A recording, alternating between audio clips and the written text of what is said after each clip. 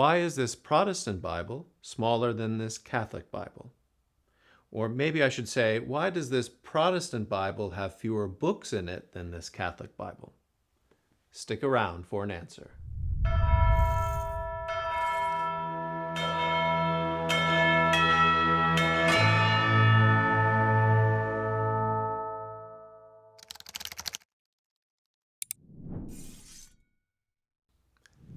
Hello, my name is Father Ambrose Little, and welcome to Aquinas 101, Big Questions, Little Answers, the series where I do my best to answer your big questions about philosophy, theology, and more.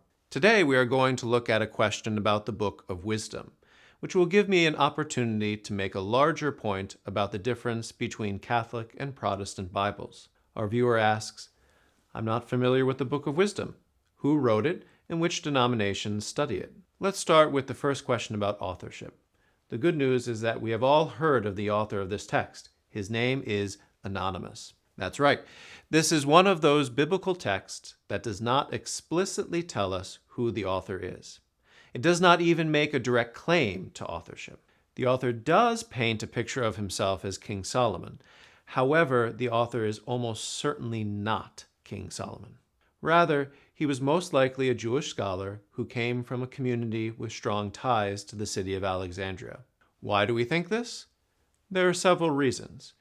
First, the book was written in Greek, not in Hebrew.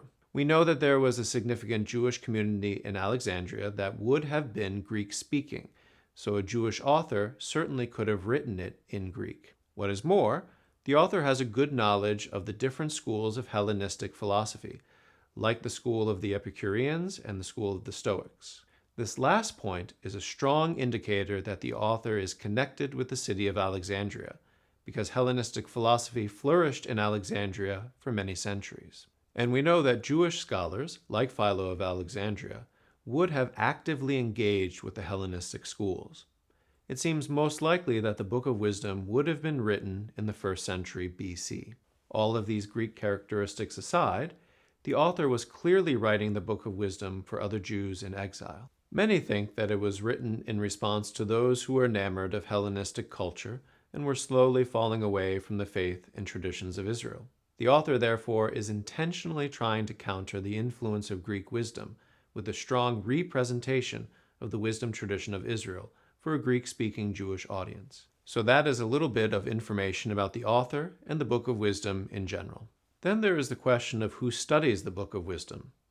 In general, Catholics, Orthodox, and really any Christian from a tradition that precedes the Protestant Reformation accepts the Book of Wisdom as a book of Scripture, and we study and revere it as such. It was during the Protestant Reformation that some Christians began to deny that the Book of Wisdom was Scripture. Why was that? The answer is complicated, in part because the establishment of the canon of Scripture was complicated. We have several lists given by different saints and fathers of the Church discussing which books they think are canonical and which are not. Most early authors include the Book of Wisdom among the canonical texts of Scripture, although some do not. The reasoning behind the decision to include or exclude the Book of Wisdom in each case is not always clear. But what is clear is that even those who did not accept the Book of Wisdom as canonical did think that it was necessary for catechumens preparing for baptism to read and meditate on.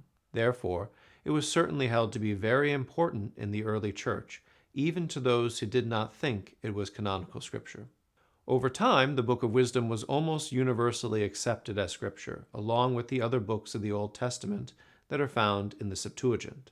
At the time of the Reformation, Luther and other Protestant reformers chose to accept only those texts included in the Hebrew Bible, which excludes the Book of Wisdom and a few other texts found in Catholic and Orthodox Bibles.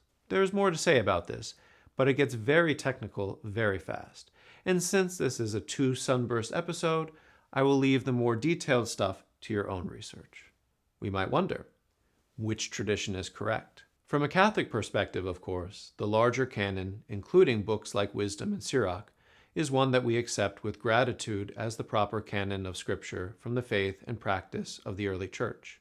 This is not only because of the strong tradition reaching back to the earliest days of the Church, but also because the New Testament authors use the Septuagint texts as a principal source for scriptural citations. Regarding the Book of Wisdom, there is strong evidence that it influenced the writings of St. Paul and some of the gospel depictions of Jesus himself. For example, the scholar Benjamin Wold says, quote, "The presentation of personified wisdom in Wisdom chapter 7 verses 25 to 26 shares important commonalities with the portrayal of Christ as the Logos in the prologue of John." End quote. Also, the author of the letter to the Hebrews appears to use the same passage of wisdom as the basis for his description of Jesus. Wisdom chapter 7 verse 26 describes eternal wisdom as, quote, "a reflection of eternal light, a spotless mirror of the working of God, and a pure emanation of the glory of the Almighty." End quote. In Hebrews chapter 1 verse 3, Jesus is described as, quote, "the brightness of the Father's glory and the express image of his person, and upholding all things by the word of his power." End quote.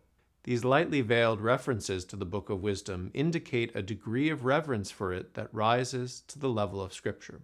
Otherwise, why would they use the imagery of the Book of Wisdom as a model for describing Jesus? And so I would say that if the Book of Wisdom is treated like Scripture by the New Testament authors, that is good enough for me. In addition, because of these similarities and others, the Lutheran scholar Joachim Schapper points out that more Protestant exegetes are considering accepting the Book of Wisdom as canonical Scripture. So for our Catholic audience, you have no reason to doubt the canonical status of the Book of Wisdom. For our Protestant viewers, I would encourage you to look into this discussion in greater detail. Well, that's all I have for you today. Thanks for joining me for this episode of Big Questions, Little Answers. I look forward to seeing you next time. Until then, may God bless you and keep you in His grace. I hope that answers all your questions, but if not, please let us know by submitting your big questions using hashtag #AskAFriar in the YouTube comments and on social media. And don't forget to like and share with your friends, because it matters what you think.